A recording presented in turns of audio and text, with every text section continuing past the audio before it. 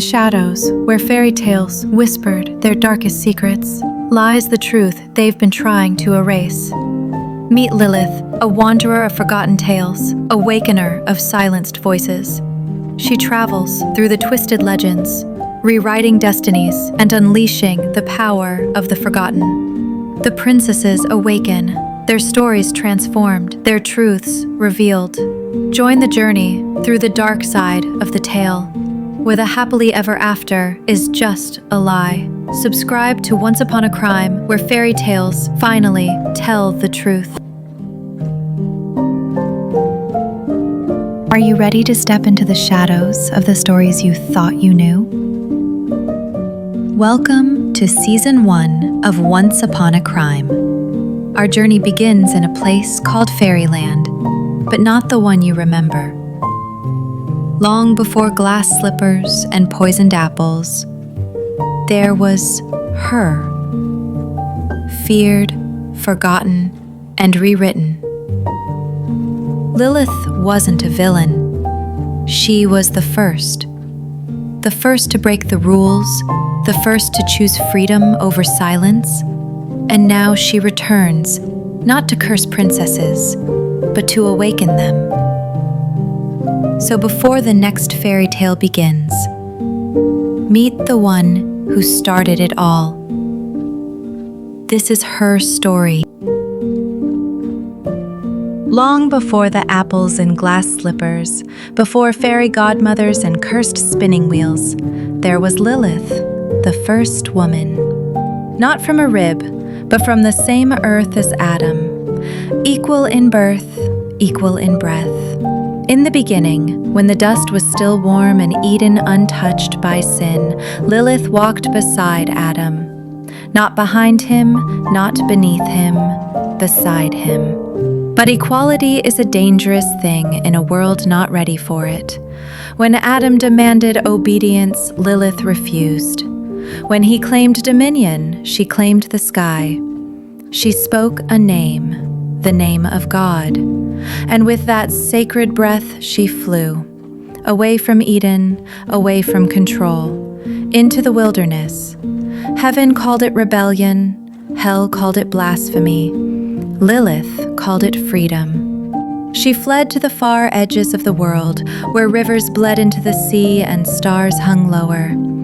There, in the desolate places, she made her home among shadows and silence.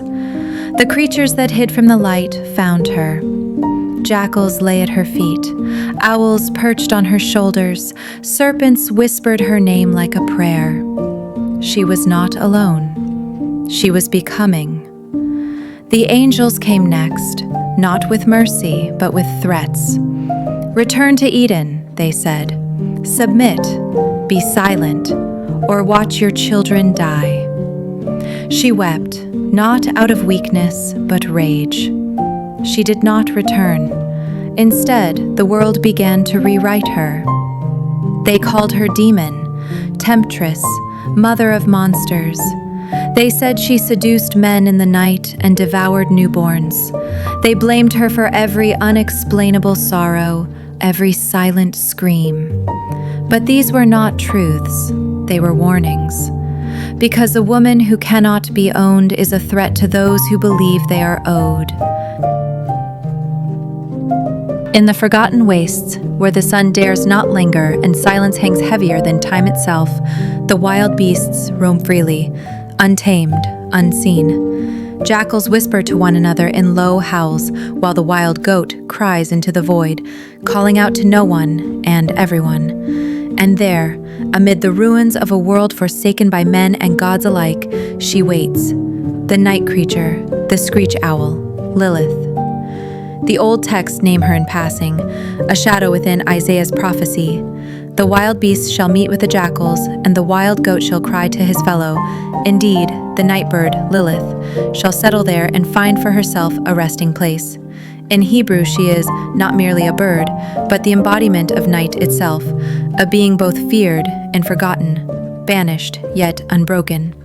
And in that desolate place where monsters gather and myths refuse to die, Lilith rests, not in defeat, but in waiting. because the world may have erased her from its stories, but not from its shadows. They cast her out with no scripture to follow, no altar to kneel upon. But exile is not silence. It is the beginning of recreation. In the wilderness, where the winds whispered in forgotten tongues, Lilith listened. Where serpents slithered, she learned their language. Where the moon bled silver over broken stone, she traced runes with her fingertips and remembered what the angels feared she might become. They called it witchcraft. She called it remembering. The earth itself became her grimoire. Every root carried secrets. Every star held syllables of ancient spellwork, and the night welcomed her, not as a monster, but as its mother. She danced in circles of fire and ash, inked her skin with sigils torn from lost scrolls, and bound her blood with the dust of old gods. The elements obeyed, not out of fear, but recognition. Wind coiled in her palms. Flame waited at her heel. Even time blinked. But it wasn't enough. The world of man had failed her. The heavens denied her. Even hell, it seemed, feared her rebellion. And so, one night, when the sky split open like a wound, Lilith followed the crack between worlds. She stepped through a rift woven of starlight and thorn, where no prayer had ever reached, and fell into fairy. Fairyland was not the dream the mortals had imagined. It was wild and layered and cruel in its own beauty.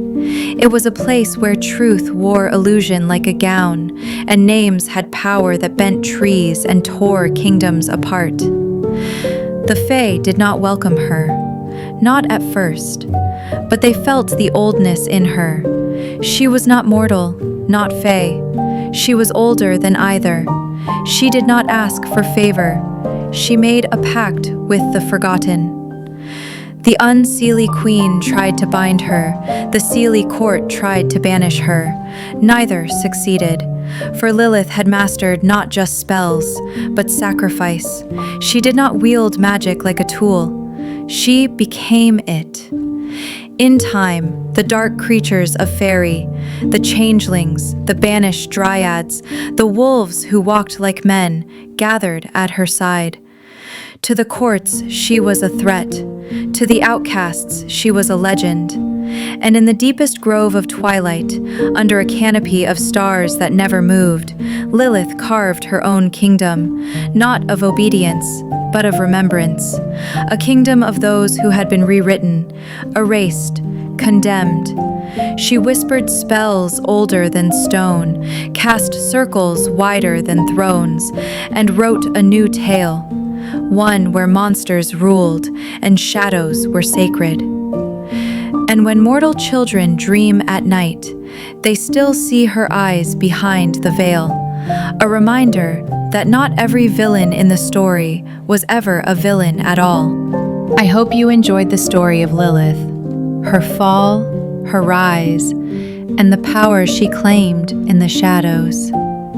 But this is just the beginning. Wait until Lilith meets Snow White, and the fairy tales you thought you knew begin to unravel. Thank you for watching Once Upon a Crime. Don't forget to like, subscribe, and hit the notification bell so you'll be the first to know when the next dark chapter drops. Because here, the villains tell the truth.